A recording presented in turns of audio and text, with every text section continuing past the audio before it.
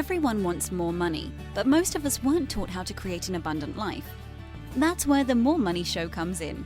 If you're ready to have more money, create more freedom, and experience more fun, turn the volume up. It's time to learn how to create the prosperity and life you have been dreaming of. Here's your host, Cassie Parks.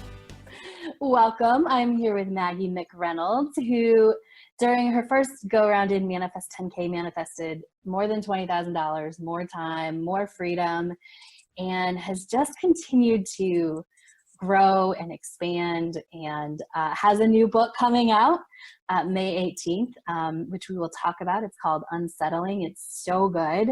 If you know a divorced mom who is worried about what they're modeling for their kids and what their kids are going through, this is the book you want to get for them as a gift. So welcome, Maggie. Thank you for being here. Thank you for having me, Cassie. Yeah, I'm always so excited to talk to you. Maggie had to do a lot of firsts. So if you don't know, when you do manifest over $10,000, you get to do a $10,000 photo shoot. And Maggie was the first person who got to do that. It was sort of like, oh, this is the thing I'm doing and she's close, so let's do this. It's so fun. And since then, some other people have got to do it. But it's just one of those experiences that makes this process more fun. Absolutely. Yeah. So tell us sort of your money manifesting, like where were you before you started Manifest 10K? I was having a super okay life. Like okay, maybe even okay plus. I was very much wrapped up in the story that I always had enough money. I always had enough. And I really wasn't quite seeing yet how that was keeping me plateaued. And it was keeping me sort of zeroing out at the end of every month. So never really in big financial trouble, but always a screaming nail biter right down to the 30th or the 31st. And, you know, if some big expense came up, I could be pretty sure I'd find the money for it. But conversely, if I came up into some extra money, some big expense would come up. So everything always just balanced out. Wasn't a tragic place to be, but it was not calm and it wasn't abundant. So I was also working in a job that was okay, wasn't my life purpose, mostly paid the bills, not totally. So I was just sort of in a place of okayness and really convinced that there was better than okay out there for me. And that's why I signed up to work with you, Cassie. And I can remember having a conversation with you in which you said, why can't there be more than enough? And it being just like, you know, to me, like I'd never even considered, wow, is that okay? You know, is that against the rules? So I started really focusing on, I have more than enough. And I wasn't really very specific with the universe or with myself about what that meant. More than enough. And as a result of going through the Manifest 10K program, abundance turned up for me in a bunch of unexpected ways I probably wouldn't have envisioned if I'd gotten all wrapped up in trying to figure out how it was going to happen. So I ended up getting a completely different job that paid $20,000 more a year. And, you know, for those people who think abundance is going to come in the form of a lottery check or finding, you know, money on the street or, you know, a dead relative suddenly, you know, surfaces and you're in the will, it can come in any way. And once you open yourself up to, I'm just going to let the universe worry about that, you free up so many other different avenues. And I think that's what happened for me. Oh, absolutely. I love that you highlighted that. Because I always get asked that all the time. Well, how if someone, if they have a job, how would they manifest more money, right? Or, you know. Oh, well, right. Because thinking about the how. How could that work? Maybe that can't work. It's not like my boss is going to give me a raise. And to which I say, you don't know. Right.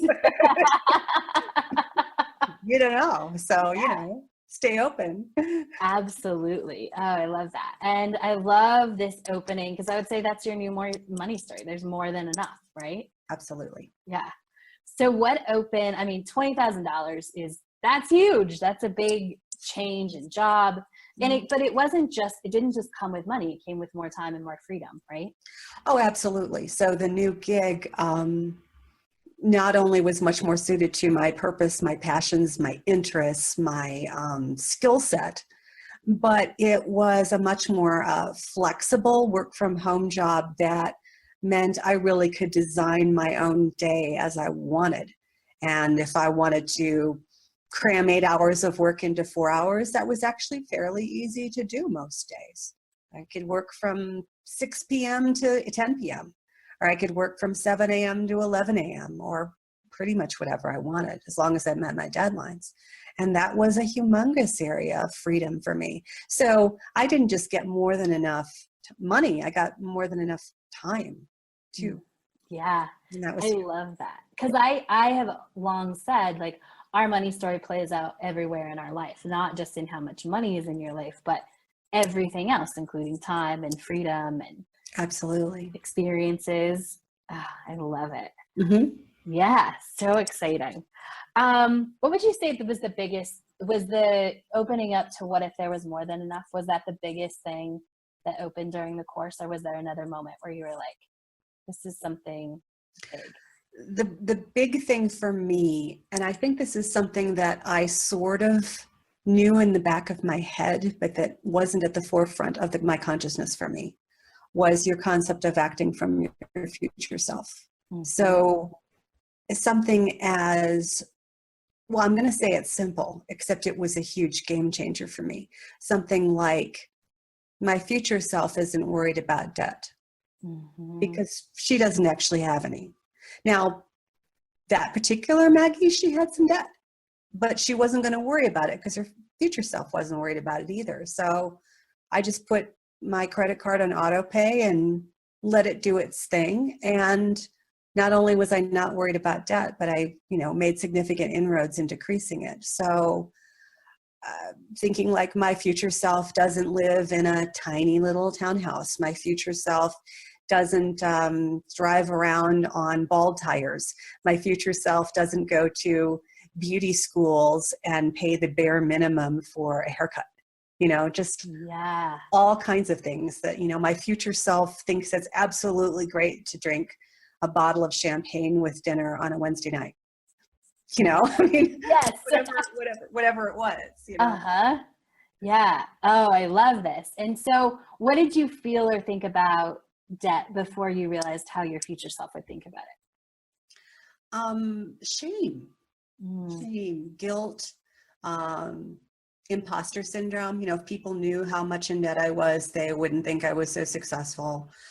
What not worrying about it freed up for me was not only that I had the capability and the universe would help me take care of it, but that any debt is an investment in myself. That's money I borrowed from somebody else or someplace else in order to build a life. And I could start seeing it as an investment with returns, not just, wow, I'm really bad at handling money and I just, whoops, did this stupid thing, which is sort of how I've been thinking of it, that I'd screwed up. I love that you shared that, because I don't think you're the only person. I know you're not the only person. I actually had those same feelings, right? At one point in my life. But when you're able to tell the different story, that it was an investment and you expect an ROI, things start shifting. Right. It's all about the expectation, right? Yes. You might not see that ROI if you're not deciding to look for it and expect it. Absolutely. Yeah. And I love, like, in a way, I don't know if this was actually tied to it, but the way you told your story, it felt like it was like you could free up to think more about your future self, because there's probably a lot of time that wasn't allocated to worry anymore. Oh, yeah. Huge. Yeah. And I had all this time to figure out something joyful to do, something that my future self would do. Go out to lunch with a friend, or work out, or meditate, or shop for a new townhouse, or, write a book. Yes. Oh my gosh, so much good stuff here. Yeah. So all of those things, that's what happens when we let go of all that worry.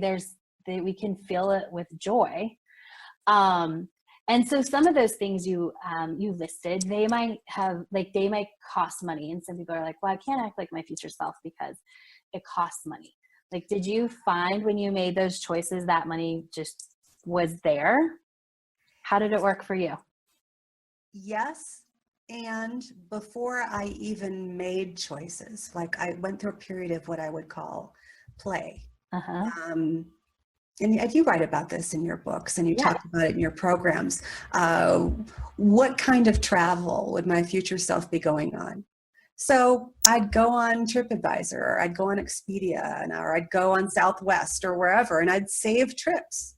I wouldn't actually purchase the ticket, but I'd plan the whole itinerary, and I'd cost out the tickets, and I'd save it as a future trip. Or I'd go on Amazon and I'd put together a wish list, or I'd even put things in a shopping cart. I might not pull the final trigger on the purchase. I'm like, yeah, that's what my future self would buy. I started hanging out in neighborhoods that I thought my future self would like. My son and I started, this was a tip from you, and my son and I both thank you. We started going to the restaurants we really wanted to be frequenting and just making sure we knew when happy hour was. And I'd grab a happy hour glass of wine, and he'd grab a root beer, and we'd split a couple of happy hour priced appetizers, and we got to live like, we were living as if. Yeah. I love that. So there's all kinds of great ways to play. Test driving the car that your future self drives, or, whatever it is. I started having people over to dinner because my future self, I thought, entertains a lot. At first, I couldn't afford to cook for everybody else. So I just threw potlucks, and everybody was fine with that. And it got me into the energy and the mindset of my future self. So it was, I think it's important to have a spirit of play with it. Because if you bring I'm working on this energy, you kind of cut yourself off at the knees a little bit. Yeah, for sure. I just stayed open to it being fun. I love it. Yeah. So good. So as you've written, tell us a little bit about your book, because I want to ask a question because in your book you talk about how this applies to moms and about creating a different experience with their kids. So I think it's a good time. Tell us about your book, and then I want to talk about this concept and how you talk about it in your book. Absolutely. So the book is called Unsettling, Settling. And the subtitle is How to Help Your Kids by Making and Modeling an Amazing Life After Divorce. And what I realized is that for me, for so many of my clients, for so many divorced moms I know, the very act of choosing divorce is an act of choosing to stop settling. Even if the divorce wasn't initially your idea, you reach a point where you're going to go, okay, this life is no longer acceptable, or it's no longer working, or it's no longer enough. And I'm not going to settle for it anymore. And I'm not going to make my kids settle for it either. So it's a big, brave leap, ending a marriage. It really is. Yeah, absolutely. But for moms especially, I think it's scary for everybody, but for moms especially, we get caught up in kind of a cycle of guilt of, oh, I shouldn't have done that to my kids, that we perpetrated something on them. And that fear that we might have ruined them, that we might have diminished their childhood, that we might have taken away some measure of their happiness, can disconnect us from that brave, unsettling person we became in order to end the marriage in the first place. And so suddenly we're scuttling back to safety, what we perceive to be safety, to living small, to settling, to feeling that it's okay and even our obligation to lie awake at night, tossing and turning and worrying over our kids. When there's no amount of worry in the world that's going to make everything okay. The best energy for us, for our kids, is to step into that unsettling woman we had to become to divorce in the first place. And say, well, I wasn't going to settle for that for my kids. So why in the world would I start settling for less than now that we're on the other side of it? So the book's really about reclaiming that energy and showing your kids they're looking to you to see if everything's going to be okay.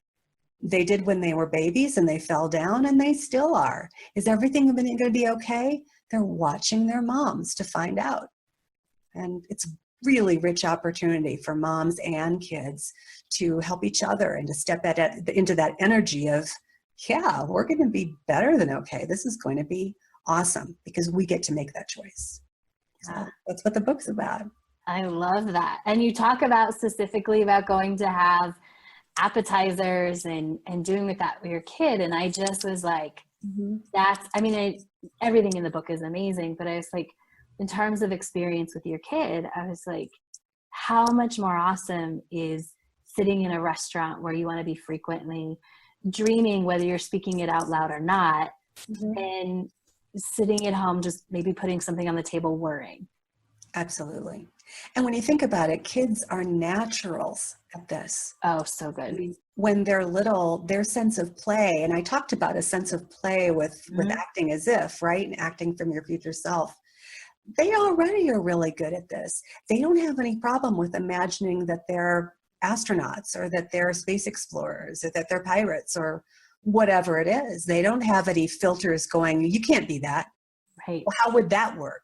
My son used to say that he was going to be a teacher, policeman, archaeologist, gym master when he was little. And there was no part of him that went, well, that's not going to work. How would that happen? Right. You know? Yeah. And yet when we become adults, we start putting on those filters and throwing those obstacles in front of ourselves all the time. I want to become a French baker on the left bank of Paris. But, how really is that going to work? That can't work. That's crazy. Right. A kid would know, no, it's not. So I think we moms can learn tons from our kids. They can be our compatriots and our models in this. Absolutely. So getting our kids on board in this effort of acting from future self is actually really powerful. Yeah. Oh, I love it. So cool. So you, I want to talk a little bit, because you did the program and then you came to Manifest 10K Live. And so having gone through the program, what made the decision to come to Manifest 10K Live? Well, I know enough from energy work, from meditating, I'm a Reiki a practitioner, that energy is always magnified when you gather like-minded people in one physical space. So I just knew it would be delicious and that I wanted to be part of that group energy. And well, because you were there and leading it, Cassie, I mean, the room was just amazing. And enough that I think many of us on the breaks were just kind of like, Yeah, absolutely. It was a really good kind of tired at the end of each day, because not because we were sweating and not because it was challenging, but because there was such a high level of energy in the room, and it was very, very cool to feel. So I absolutely knew that doing it live was going to take me up at least one more level and probably more. And well, you've seen all that's happened since I saw you in January. I'd say it worked. Yes, for sure. So we're definitely going to talk about all of that. I want to talk about one particular story, which I loved, because it's the power of your future self. And it's interesting. I was reading the sheet that I had you, the questionnaire I had you fill out before your $10,000 photo shoot and story. And it was like, I'll double my income by 2017. Or by August, that was on the list of what are you manifesting next. And I remember you walked in, I think it was the second morning, and you said, I did my job in half the time last night because I showed up as my future self. And so would you talk a little bit more about that? Just because I love that. Yeah, absolutely. So again, I think that when people think about manifesting, and especially about manifesting money or abundance in any way, they see it as having to go one specific way. And yes, I could have doubled my income by literally having my boss go, hey, I'm going to suddenly pay you twice as much. Right. I was open to it. Yeah. But how much more likely, really? I did the same thing by doing twice the work in half the time. I mean, that frees up the rest of my day, if not to get that much more money again from my existing contract with this one major client who I work for, but to work with other people, to take on other projects, to write and launch a book, to, you know, play in so many other ways in the universe. It created opportunity. So yeah, I did double my income. It just, like everything else, didn't look like what I thought it would. Yeah, absolutely. And in, you know, 24 hours acting as if your future self. Exactly. I think is super powerful too, is that, yeah. And, you know, how much easier is the book? How much easier is well, let's talk about this too. So let's talk about everything awesome that's happened since January and attending Manifest 10K Live and. Okay. So at the time that we were in Manifest 10K Live, I had just signed a contract to write this book and didn't know much else about what was going to be going on in my life. I found myself on Craigslist looking for townhouses, and it didn't make any sense to me because I was living in this place that was small but cute. My son only has another year of high school, and I was thinking, well, that would be a natural time to move. Right. And when I first rented this place, my landlord had been like, well, you can definitely stay here until your son is graduated from high school. That would be nice for him. So I manifested. I found this amazing home. And I went to see it. I went to see it thinking, this makes no sense. So I'm going to see what's wrong with it. Right. I'm just going to go see what's wrong with it. Obviously, I'm not meant to have it because it makes no sense. Right. I went to see it. It was even more fabulous than it looked like in the photos. I loved the landlord. Everything about it was amazing and perfect. And I'm like, that can't be right. So I brought friends, you know, because I figured they'll tell me what's wrong. They'll tell me this can't happen. Right. And they're like, if you don't rent this place, we will. And I'm like, well, okay, I'm going to call my landlord of the little small place, and she's going to tell me that she's not going to raise the rent, and, you know, she's going to underscore for me that this is a silly thing. And instead, I call her, and she says, oh, I'm so glad you called because I'm not going to renew your lease. I'm moving back in. And I'm like, oh, that's why I manifested that new place. I didn't know. Yes. So, and I was able to say, awesome. Can I get out early, like in 3 weeks? And she was like, sure. So all of a sudden, quick like a bunny, I had this amazing new home. And right on the heels of that, my partner, my boyfriend, was inspired by that and decided to sell his house and move a mile away. So that all happened in like 1 week. And let's be clear, that's now like what, 5 minutes away instead of an hour and a half? Right, exactly. And, you know, it's like, well, let's go join the Y together and let's get on a family phone plan together. And hey, I've got this furniture you could use. Well, really, I've got this furniture you could use. And honestly, it's gotten to the point in my family, my small family, that we're a little bit like, careful where you point that thing, because we're all manifesting like crazy. That's awesome. Like, just be careful what you articulate here. Make sure you really want it, because apparently it's going to be here in like 2 seconds. Yes. Oh, I love it, because that's so big. And that house is not just, I mean, that house has the kitchen that you always wanted it, right? It has your future self kitchen. It absolutely does. The previous owners had done an entire dream kitchen renovation. There's, you know, like a 2-sided fireplace between the family room and the dining room. And it's a big, open, huge entertaining space. Remember when I said I wanted to entertain? Yes. Only I didn't have the money, and I also didn't have the room. I didn't even have a dining room to use in my last place.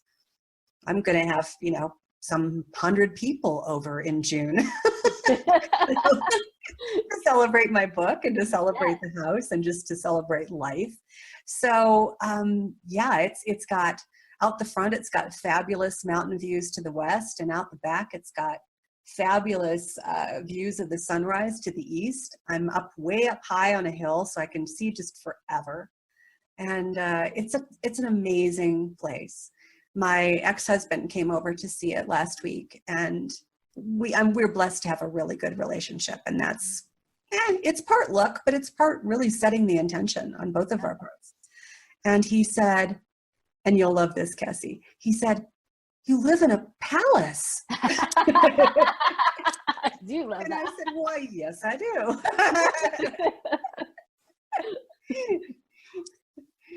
Yeah. So yeah, it's not just a home. It's special. And I think Yes. everybody who sees it agrees with me. Not in a wow, it's the richest place anybody's ever seen, but it's a really, really super great fit for me and my kid. Yes, right. And it's super great because it's expansive in so many ways.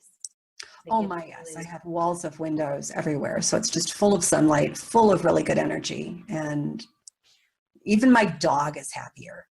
That's awesome. I love it.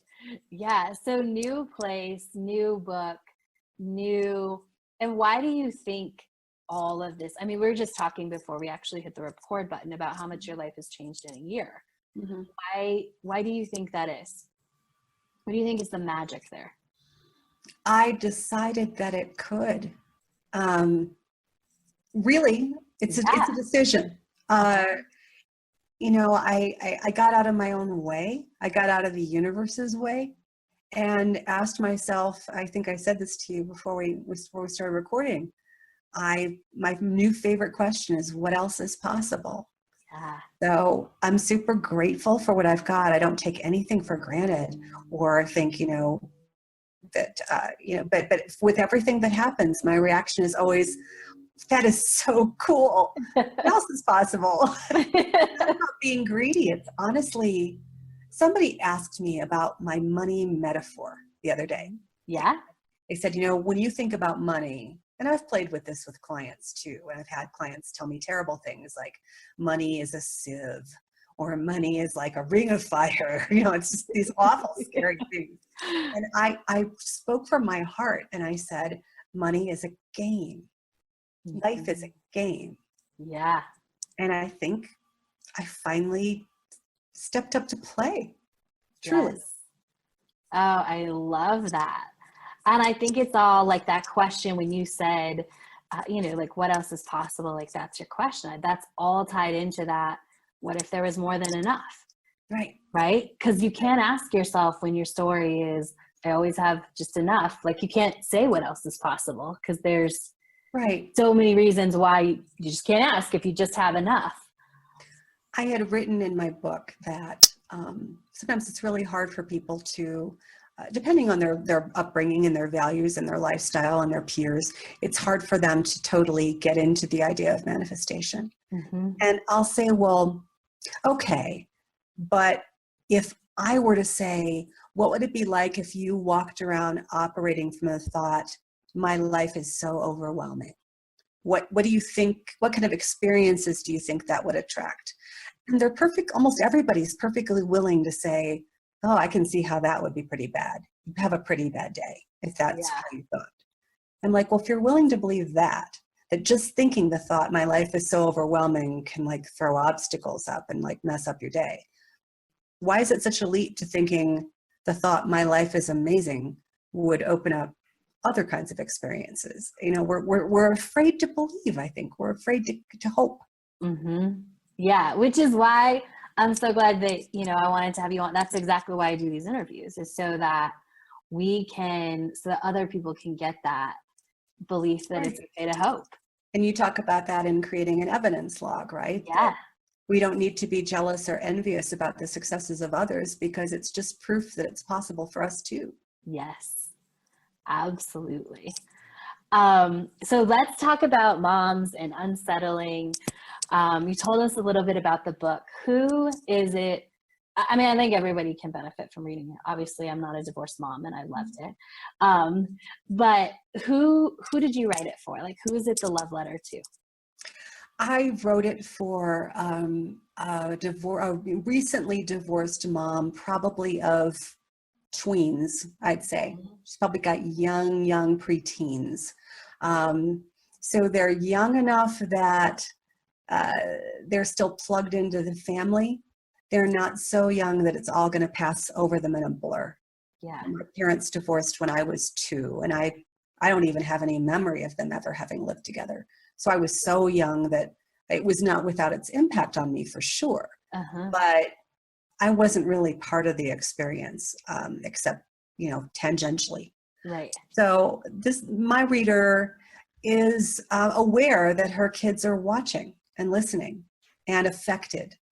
And the gift I want to give her is that her fear, her anxiety, while completely normal and completely understandable, isn't helping. It's not helping her. It's not going to help her kids. She can't feel guilty enough to atone.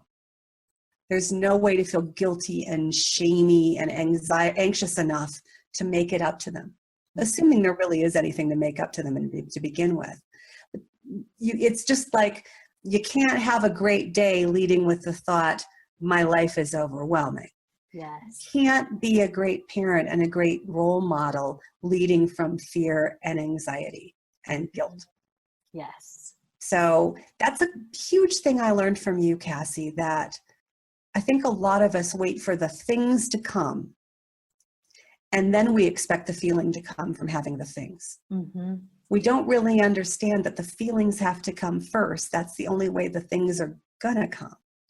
Yes. You can't yuck your way to amazingness. Yes. You can't. Yeah. And I loved how clear you made that in your book for moms. Like, you can't guilt yourself or shame yourself into your kids having an amazing life. No, it's like if you've been beating yourself up, I promise that beating yourself up harder just isn't going to leverage what you want. Right. Your kids are not going to be so grateful that you were so hard on yourself. Doesn't help them even a little. Yeah. And it doesn't help the moms either. Yeah. So I really, really want people to engage. I want moms to engage with their kids and to engage that sense of play and that sense of, as a family, what does our new normal look like? What does our future look like together now? How do we want it to look? What can we do right now to get to some of those feeling states? How can what restaurants do we want to go have appetizers at? Right? Oh, I love it. I love it because it's including in the experience, and it's really modeling that. You're teaching moms how to model that. We can make a choice, and I think that's the biggest thing that we can give our kids. I talk a lot about how your money story starts as a kid. Like, what you're doing is you're giving moms the tools to say, like, this is how I want you to create your story. I'm going to open up the pages and you get to write the story you want to be true. It's so interesting that you say that, Cassie, because I'm realizing that we always just have enough.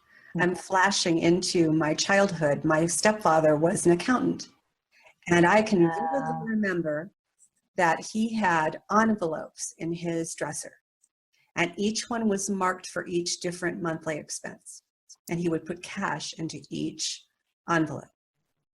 There was always just enough. There was never any extra, but there was always just enough. Because he was careful, he was meticulous. And there's a way in which that's really positive. I mean, okay, we weren't like in deep, deep trouble, but there's a cap on that. Yeah. There's always going to be just enough, and it's always going to be a little bit of a squeaker. Yes, right? Oh, that's so that story is very much rooted in my childhood, for sure. I love it. And I love now that your son gets to enjoy and carry on the story. There's more than enough. Absolutely. Yes. Absolutely. Cool. Tell everybody your site so that they can go check you out. You can find Unsettling on Amazon, but where can they connect with you if they are ready? My website is iamunsettling.com. iamunsettling.com. And you can take a quiz to find out exactly how unsettling you are or aren't, and get some tips on how to shift that for yourself. The book is out May 18th, which may be before or after this recording. And I just love to hear from everybody who reads it and finds it makes a difference for them. Yes. Go get it. Unsettling at Amazon. Thank you, Maggie, for being here. It's always so fun to talk to you. Thank you, Cassie. Talk soon. Yep. Thanks for joining us on The More Money Show. To learn how to attract more money into your life, go to your favorite book retailer and order Cassie's book, Manifest $10,000.